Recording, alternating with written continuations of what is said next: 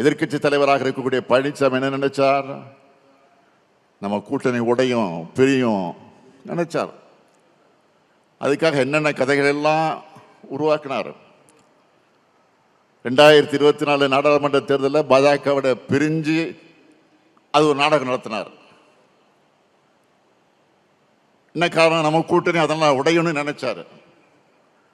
ஆனா அவங்களோட எண்ணம் ஈடேறல. அதனால்தான் இப்போ டெல்லிக்கு போய் பல கார்கள் மாறி மாறி போய் அமித்ஷாவை சந்திச்சு மீண்டும் பாஜக கிட்ட சரணடைஞ்சுக்கிட்டு இருக்காரு.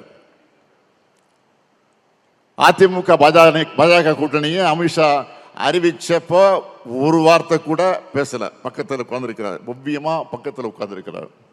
என்ன அடக்கம்! சசிகலா இவரை முதலமைச்சராக அறிவிச்ச போது எப்படியெல்லாம் ஆக்ஷன் பண்ணாரோ அதே மாதிரி நடிப்பு. என்ன காலில் மட்டும்தான் விழல, விழுந்துதான் அது ஊர்ந்து போய் விழுந்திருப்பாரு. அது வேற. ஒருவேளை தனியா செஞ்சாங்களான்னு அது நமக்கு தெரியல. நாம கேட்கிறது, ஒரு மாநிலத்தில் ஒரு கூட்டணிக்கு யார் தலைமை வகிக்கிறாங்களோ அவங்க தானே கூட்டணி அறிவிப்பாங்க. ஆனா அங்க அமித்ஷா அறிவிக்கிறார். இதுல இருந்தே இவங்க லட்சணத்தை புரிஞ்சுக்கலாம். ஒட்டுமொத்தமா பாஜகவோட கண்ட்ரோலுக்கு போயிருக்கு அதிமுக.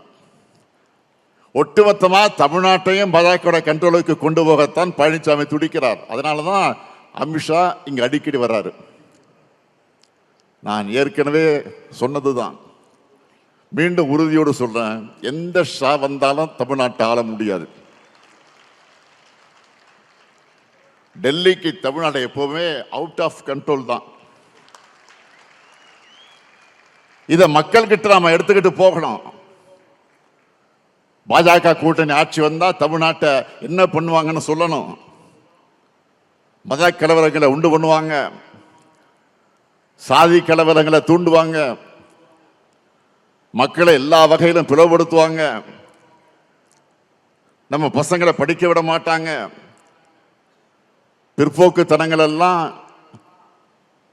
அதில் நம்மளை மூழ்கடிப்பாங்க, தொழில் வளர்ச்சி இருக்காது, இந்தி மொழி திணிப்பு பண்பாட்டு திணிப்பு செஞ்சு தமிழ்நாட்டில் தனித்துவத்தை அழிச்சிடுவாங்க.